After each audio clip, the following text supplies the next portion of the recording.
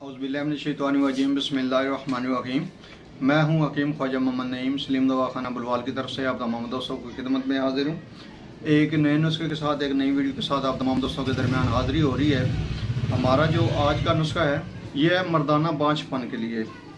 मर्दाना बांझपन के ऐसे मरीज़ों के लिए जिनके तमाम टेस्ट नॉर्मल हैं, उनको किसी किस्म का कोई मसला नहीं है, जो लेकिन इसके बावजूद भी औलाद पैदा करने के काबिल नहीं है, तो ये नुस्खा जो है ये नुस्खा इस्तेमाल करें। इंतहाई बेहतरीन और मुजरब नुस्खा है और बहुत से ऐसे नुस्खे हैं जो महंगे से महंगे हैं और उनका रिज़ल्ट भी तरह को ख़ास नहीं मिलता किसी को।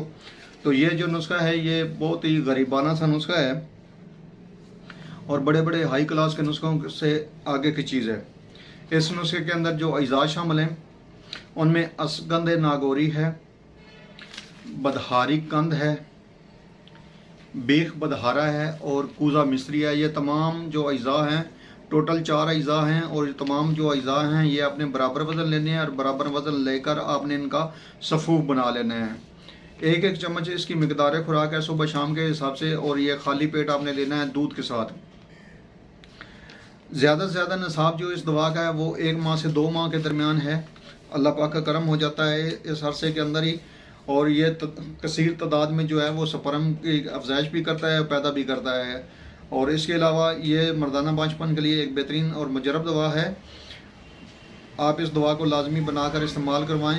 यह सिर्फ उन लोगों के लिए है जिनके तमाम टेस्ट क्लियर हैं। अगर यहाँ पे आपके टेस्टों के अंदर कोई इशू है तो उसके लिए फिर और दवा होंगी। ये सिर्फ उन लोगों के लिए है जिनके तमाम टेस्ट क्लियर हैं लेकिन फिर भी औलाद पैदा करने की सलाहियत नहीं है या जिन लोगों की औलाद नहीं हो रही है, ये उन लोगों के लिए नुस्खा है।